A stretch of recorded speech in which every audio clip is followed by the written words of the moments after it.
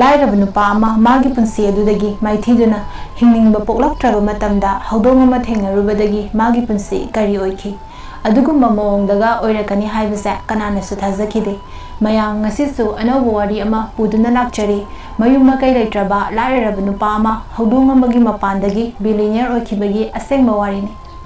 ꯃꯌꯥꯝ ꯋꯥꯔꯤ ꯑꯁꯤ ꯍꯧꯖꯔꯛꯂꯒꯦ ꯖꯦꯝꯁ ꯗ꯭ꯔꯒ ꯁꯤꯖꯤꯟꯅꯕꯒꯤꯗꯃꯛ ꯃꯥꯒꯤ ꯃꯄꯥꯅ ꯃꯥꯕꯨ ꯃꯌꯨꯝꯗꯒꯤ ꯇꯥꯟꯊꯣꯛꯄꯤꯔꯝꯃꯤ ꯆꯍꯤ ꯈꯔꯒꯤ ꯃꯃꯥꯡꯗꯒꯤ ꯃꯥ ꯂꯝꯕꯤꯗ ꯍꯣꯝꯂꯦꯁ ꯑꯃ ꯑꯣꯏꯅ ꯂꯩꯔꯛꯈꯤꯕꯅꯤ ꯃꯥꯒꯤꯅꯤ ꯍꯥꯏꯕꯗ ꯇꯨꯝꯐꯝ ꯌꯨꯝ ꯂꯩꯇꯦ ꯁꯦꯠꯅꯅꯕ ꯐꯤꯔꯣꯜ ꯂꯩꯇꯦ ꯆꯥꯅꯅꯕ ꯂꯩꯇꯦ ꯃꯔꯝ ꯑꯁꯤꯅ ꯃꯍꯥꯛ ꯂꯟꯗꯟꯒꯤ ꯂꯝꯕꯤ ꯃꯄꯥꯟꯗ ꯒꯤꯇꯔ ꯈꯤꯡꯗꯨꯅ ꯍꯤꯡꯅꯅꯕ ꯍꯣꯠꯅꯔꯝꯃꯤ ꯀꯩꯁꯨꯝ ꯆꯥꯗꯅ ꯍꯧꯈꯤꯕ ꯅꯨꯃꯤꯠ ꯀꯌꯥꯁꯨ ꯌꯥꯎꯔꯝꯃꯤ ꯑꯗꯨꯕꯨ ꯁꯤꯒꯨꯝꯕ ꯄꯨꯟꯁꯤ ꯑꯁꯤ ꯃꯁꯥꯅ ꯑꯣꯏꯍꯟꯖꯕꯅꯤ ꯈꯟꯅ ꯍꯤꯡꯂꯝꯃꯤ ꯖꯦꯝꯁ ꯑꯐꯕ ꯃꯇꯤꯡ ꯂꯩꯕ ꯃꯤꯁꯛ ꯑꯃ ꯑꯣꯏꯕ ꯉꯝꯗ꯭ꯔꯕꯁꯨ ꯃꯥ ꯗ꯭ꯔꯒ ꯊꯥꯗꯣꯛꯄ ꯉꯝꯕ ꯃꯤꯁꯛ ꯑꯃꯗꯤ ꯑꯣꯏꯒꯦ ꯍꯥꯏꯅ ꯂꯦꯞꯆꯔꯝꯃꯤ ꯇꯨꯝꯅꯅꯕ ꯃꯐꯝ ꯆꯥꯕ ꯊꯤꯔꯤꯉꯩ ꯑꯀꯟꯕ ꯅꯣꯡ ꯆꯨꯊꯔꯛꯂꯝꯃꯤ ꯃꯇꯥꯡ ꯑꯗꯨꯗ ꯃꯥꯒꯤ ꯃꯅꯥꯛꯇ ꯕꯦꯁ ꯀꯧꯕ ꯅꯨꯄꯥ ꯑꯃ ꯂꯥꯛꯑꯝꯃꯤ ꯃꯤ ꯑꯃ ꯍꯪꯉꯝꯃꯤ ꯑꯗꯨꯕꯨ ꯖꯦꯝꯁ ꯄꯥꯎꯈꯨꯝ ꯄꯤꯔꯝꯗꯅ ꯆꯠꯈꯤ ꯆꯥꯅꯅꯕ ꯊꯤꯕ ꯃꯕꯥꯅꯤꯒꯤ ꯃꯇꯧꯗꯨ ꯎꯔꯒ ꯈꯪꯂꯝꯃꯤ ꯕꯦꯁ ꯍꯥꯏꯔꯤꯕ ꯅꯨꯄꯥꯁꯤꯅꯅꯤ ꯖꯦꯝꯁꯄꯨ ꯗ꯭ꯔꯒꯇ ꯂꯥꯏꯆꯨꯔꯕ ꯃꯤꯁꯛ ꯑꯃ ꯑꯣꯏꯍꯟꯈꯤꯕ ꯍꯧꯖꯤꯛꯁꯨ ꯗ꯭ꯔꯒ ꯄꯤꯖꯕ ꯌꯥꯕ ꯑꯦꯗꯤꯛ ꯑꯣꯏꯍꯟꯕ ꯌꯥꯕ ꯃꯤꯑꯣꯏ ꯊꯤꯔꯤꯕꯅꯤ ꯖꯦꯝꯁ ꯍꯣꯇꯦꯜ ꯑꯃꯗ ꯆꯪꯂꯛꯇꯨꯅ ꯆꯥꯅꯅꯕ ꯂꯩꯔꯝꯃꯤ ꯁꯦꯜ ꯈꯔ ꯄꯤꯔꯒ ꯁꯦꯜ ꯑꯗꯨ ꯈꯔ ꯋꯥꯠꯂꯦ ꯃꯥꯅ ꯂꯩꯔꯤꯕꯗꯨꯒ ꯍꯣꯇꯦꯜ ꯐꯝꯂꯤꯕꯗꯨꯗ ꯌꯥꯝꯅ ꯀꯟꯅ ꯍꯥꯏꯖꯔꯝꯃꯤ ꯑꯋꯥꯠꯄ ꯁꯦꯜ ꯑꯗꯨ ꯍꯌꯦꯡ ꯍꯥꯞꯆꯔꯒꯦ ꯆꯥꯅꯅꯕꯗꯨ ꯄꯨꯖꯈ꯭ꯔꯒꯦ ꯑꯗꯨꯕꯨ ꯍꯣꯇꯦꯜ ꯐꯝꯂꯤꯕ ꯅꯨꯄꯥꯗꯨꯅ ꯆꯥꯅꯅꯕꯗꯨ ꯀꯣꯟ ꯐꯦꯡꯐꯝꯗ ꯂꯪꯊꯣꯛꯂꯒ ꯖꯦꯝꯁꯄꯨ ꯇꯥꯟꯊꯣꯔꯛꯈꯤ ꯃꯥꯅ ꯆꯥꯅꯅꯕꯗꯨ ꯃꯥꯡꯍꯜꯂꯝꯃꯤ ꯖꯦꯝꯁꯇ ꯄꯤꯕꯒꯤ ꯃꯍꯨꯠ ꯖꯦꯝꯁ ꯌꯥꯝ ꯅꯨꯡꯉꯥꯏꯔꯝꯗꯦ ꯃꯤ ꯑꯃꯅ ꯃꯤ ꯑꯃꯗ ꯑꯁꯨꯛ ꯅꯨꯡꯁꯤ ꯂꯩꯇꯕ ꯆꯥꯅꯅꯕ ꯑꯗꯨ ꯃꯥꯡꯍꯟꯕꯒꯤ ꯃꯍꯨꯠ ꯃꯉꯣꯟꯗ ꯄꯤꯔꯝꯕꯗ ꯀꯔꯤ ꯃꯥꯡꯖꯕꯅꯣ ꯍꯥꯏꯅ ꯃꯥ ꯅꯨꯡꯉꯥꯏꯇꯅ ꯃꯐꯝ ꯑꯗꯨꯗꯒꯤ ꯊꯣꯛꯂꯛꯑꯝꯃꯤ ꯕꯦꯁꯅ ꯖꯦꯝꯁꯄꯨ ꯀꯧꯔꯛꯏ ꯕꯦꯁ ꯀꯥꯔ ꯑꯃꯗꯒꯤ ꯍꯥꯏꯔꯛꯏ ꯀꯥꯔꯁꯤ ꯊꯣꯡ ꯍꯥꯡꯉꯒ ꯂꯩꯔꯝꯃꯦ ꯑꯗꯨꯅ ꯉꯁꯤ ꯑꯍꯤꯡꯁꯤꯗꯤ ꯀꯥꯔ ꯑꯁꯤꯗ ꯂꯦꯜꯂꯅꯤ ꯖꯦꯝꯁꯁꯨ ꯇꯨꯝꯅꯅꯕ ꯃꯐꯝ ꯂꯩꯇ꯭ꯔꯤꯕꯅꯤ ꯑꯗꯨꯅ ꯃꯥꯁꯨ ꯀꯥꯔ ꯑꯗꯨꯗ ꯆꯪꯂꯛꯑꯝꯃꯤ ꯕꯦꯁꯅ ꯖꯦꯝꯁꯄꯨ ꯗ꯭ꯔꯒ ꯑꯃꯨꯛꯁꯨ ꯁꯤꯖꯤꯟꯅꯍꯜꯂꯝꯃꯤ ꯅꯣꯡꯉꯥꯜꯂꯕꯀꯥꯟ ꯀꯥꯔꯗꯨꯒꯤ ꯃꯄꯨꯗꯨ ꯂꯥꯛꯑꯝꯃꯤ ꯕꯦꯁꯇꯤ ꯆꯦꯟꯈ꯭ꯔꯦ ꯑꯗꯨꯕꯨ ꯖꯦꯝꯁꯇꯤ ꯆꯦꯟꯍꯧꯗ꯭ꯔꯦ ꯃꯔꯝꯗꯤ ꯖꯦꯝꯁ ꯅꯨꯃꯤꯗꯥꯡ ꯗ꯭ꯔꯒ ꯁꯤꯖꯤꯟꯅꯔꯨꯕꯒꯤ ꯒ꯭ꯌꯥꯟ ꯇꯥꯔꯝꯗꯦ ꯀꯥꯔ ꯃꯄꯨꯗꯨ ꯑꯐꯕ ꯃꯤꯑꯣꯏ ꯑꯃ ꯑꯣꯏꯔꯝꯕꯗꯒꯤ ꯖꯦꯝꯁꯄꯨ ꯍꯣꯁꯄꯤꯇꯥꯜꯗ ꯄꯨꯕꯤꯔꯝꯃꯤ ꯍꯣꯁꯄꯤꯇꯥꯜꯗꯨꯗ ꯖꯦꯝꯁ ꯂꯥꯌꯦꯡꯂꯝꯃꯤ ꯃꯐꯝ ꯑꯗꯨꯗ ꯕꯦꯜ ꯀꯧꯕꯤ ꯅꯨꯄꯤ ꯑꯃ ꯂꯥꯛꯑꯝꯃꯤ ꯗ꯭ꯔꯒ ꯑꯦꯗꯤꯛꯁꯤꯡꯕꯨ ꯂꯥꯌꯦꯡꯕꯤꯕ ꯑꯆꯨꯝꯕ ꯂꯝꯕꯤꯗ ꯂꯥꯛꯅꯅꯕ ꯍꯣꯠꯅꯕꯤꯔꯤꯕ ꯃꯤꯑꯣꯏꯅꯤ ꯕꯦꯜꯅ ꯖꯦꯝꯁꯄꯨ ꯆꯩꯔꯝꯃꯤ ꯍꯥꯏꯔꯝꯃꯤ ꯅꯪꯅ ꯗ꯭ꯔꯒꯁꯦ ꯑꯗꯨꯝ ꯁꯤꯖꯤꯟꯅꯔꯕꯗꯤ ꯆꯥꯔꯤꯕ ꯍꯤꯗꯥꯛ ꯃꯦꯇꯥꯗꯣꯟꯗꯨꯒꯤ ꯀꯥꯟꯅꯕ ꯀꯩꯁꯨꯝ ꯂꯩꯔꯔꯣꯏ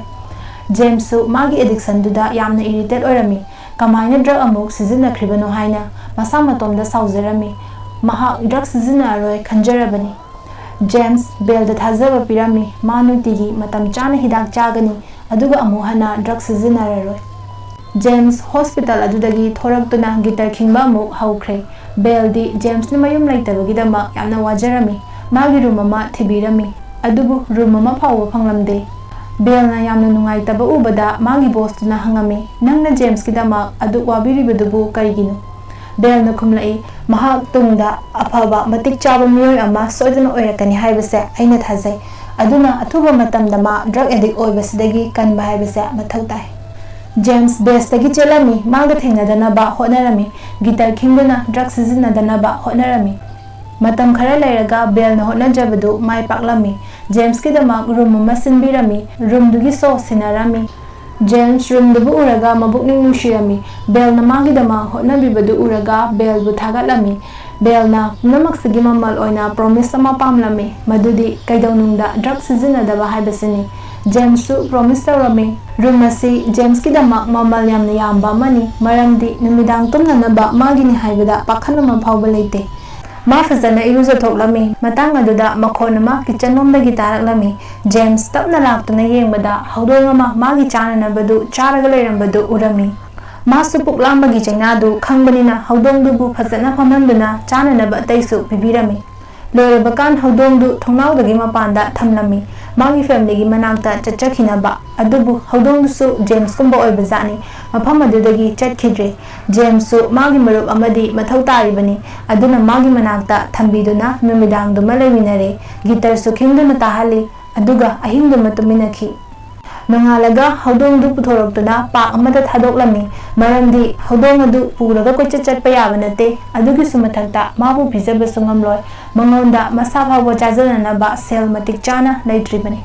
James tabak chatringai pharmacy dagi methadone charami masigi hidak si charaga drug sizinadaba ngamlibani nungtigi hidak asi charibani James lambi mapan dagi tarkhingningai magi mapa lakpa urami khudakta mapagi manakta changsinduna wari sananaba hotnarami hairami ai drug sizinadre mapadudi thajaramde matang aduda magi stepmother su laami mangondasu hairami handaki Christmas ta aibusu kaubiyo aikoi punna celebrate tawminasi adubu stepmother dudi James ta karemna duna fazadaba wahai hairamaga chatki mpana James ta sel khara pirami yamde adubu sel duna numit kharani di hingani haiduna sel du lawrami aduga halami lambi du dalakpada khalami magi mapana karigida mabu asuk yamna tathiri bano ma hotnabadi hotnaridana drug thadok bangamnanaba magi dama lepi badi yabani adubu mapagi mamangda lepa phawba lebhanindribasi karigino haina wakhalasida charangnarami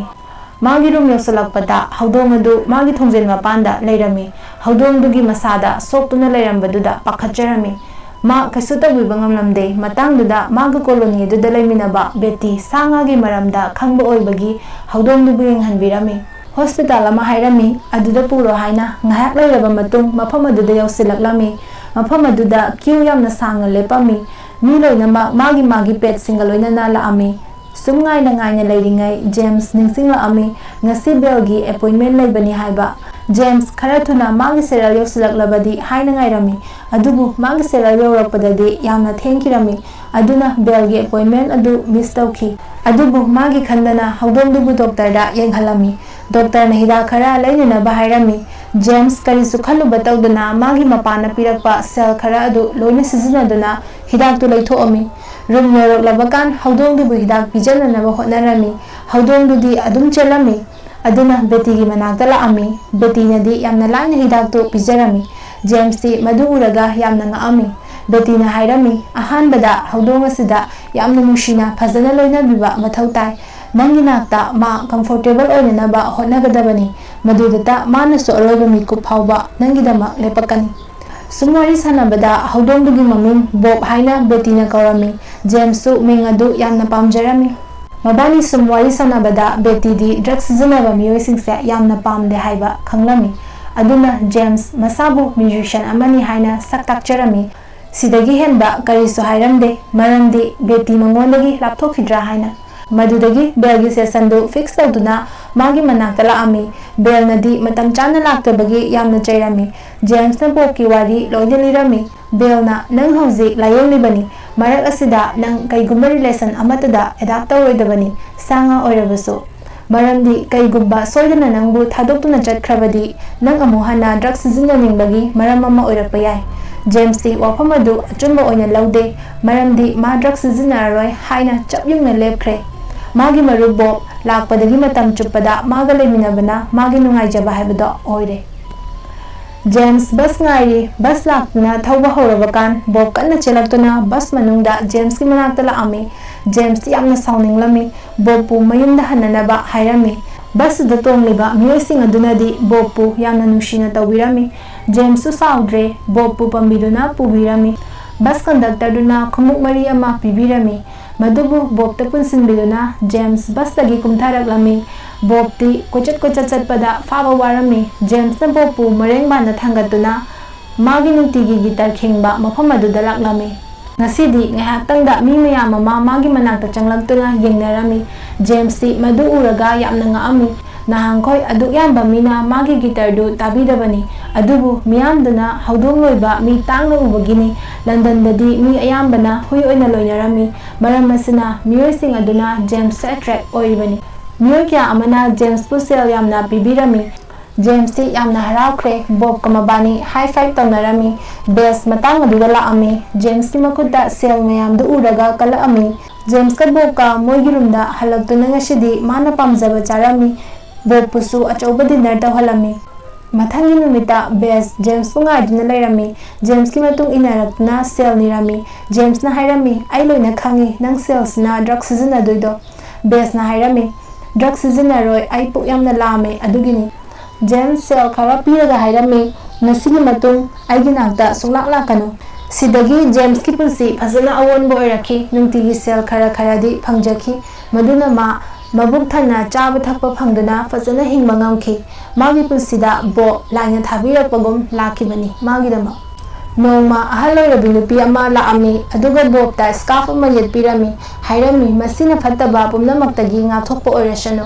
numitigi numidang Betty-ga thengnarami Betty-na James pu dinner-gidamak invite tawrami numidang yosalakpada James amadi Betty dinner tawrami wari kaya ama share tawnaduna chaminarami nakanda Bob mabanigi waridu tana tumina famlami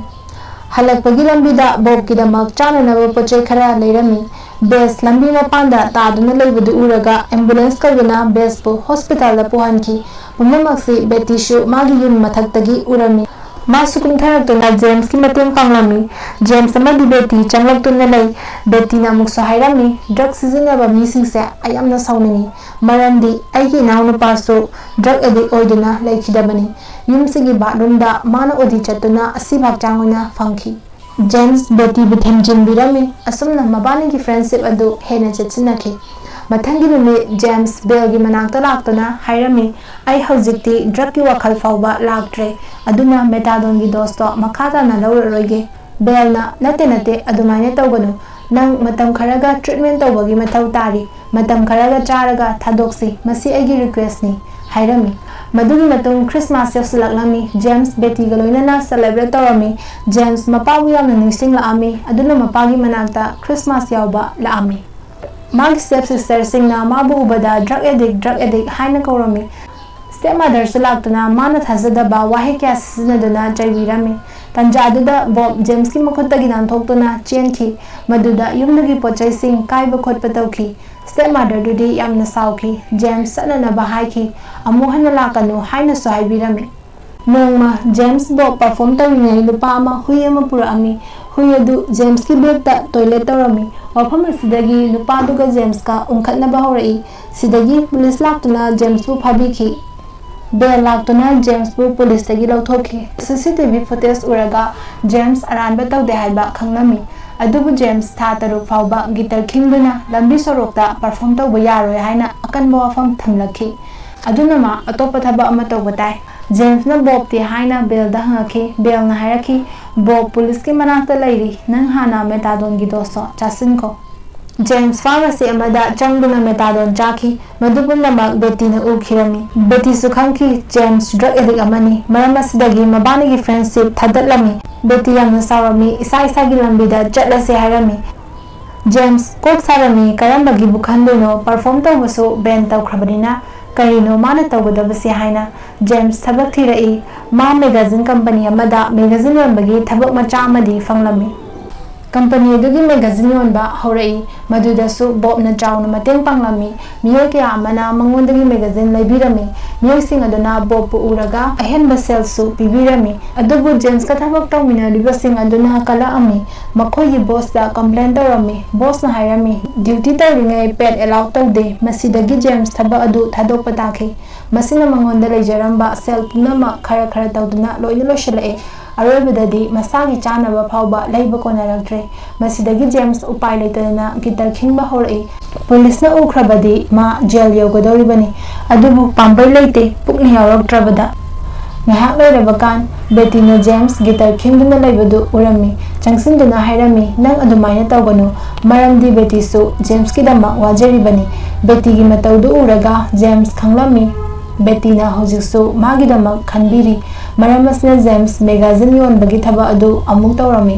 sumaina matam khara magi punsi adu adum lelami nongmadi nupa ama huyani puduna lakpadu uraga Bob kana chenki James Bob pu kothi thiri numidang ora bhawba Bob phangkhide numini shure Bob thiba phangdaba kana su ui hairakhidre James asukimatik nungairamde mangondagi pumnama amamamta oina lakna chakhre haina masigi tanjasidani mipum khuding magi pamjaba pothafam thirakpa matangni James drug yonba nupa kharagi manakta changsinduna drug lainana bala ami adubu James mathamoy laksinduna mayumda hala ami mana halakpada Bob kitchen da famduna lairambadu thengnarami Bob lambi khangbadagi mayum tamna la ambajani James yam harawami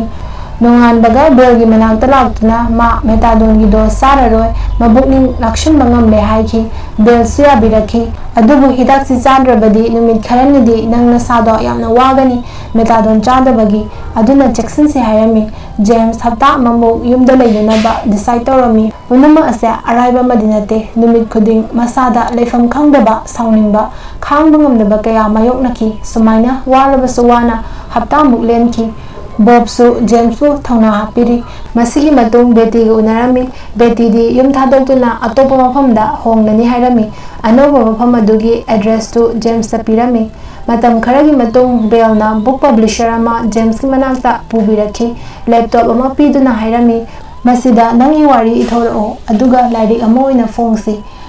mayum hinbagi lambida mapagi manakta changlaktuna hairami ma drug phajana thadokpa ngamle ahanbadadi mapadu thajaramde James na ai lairik amasu ire madugi paisa su phangani hairami mapadu kapami walletagi James ki angang oringagi photo ama puthoktuna haujiksu nungshiribani haina mapana mabu ngakpiyu ma aphaba mapama oiba ngamdraba male hairami adubu masu matam pumbada James ki wajaribani mapan thongda uttabagi wani James mapagi wadu taraga mamittagi pigi ira chela ami James mafam adudagi lakhi tha mangagi matung James lairik adu ibaloiduna publish tawrami lairik adu miyamna yamna pamna leinaki kayamu yamna pamge haibabu maha numidang ama khaktangda sel yamna paiba rich man ama oiba ngamki mayamna magi wari adubu yamna pamnaki mangonda ngaunaki haujikti mabu unanaba queue lepnari queue aduda magi mapa amadi Betty su yaurami mayamna magu unaraga yamna haraunarami Mana ikiba A Street Cat Named Bob haiba lairik asina 2012 ki matamda bestseller book record lauki lairik asidagi fangnakpa sale singduna James Bob kamagagi yumama leijaki James ka Bob kagi asengba photo khara wari asigi makhasu lairi mayam wari sigi makha tabining mebadi comment haibiramu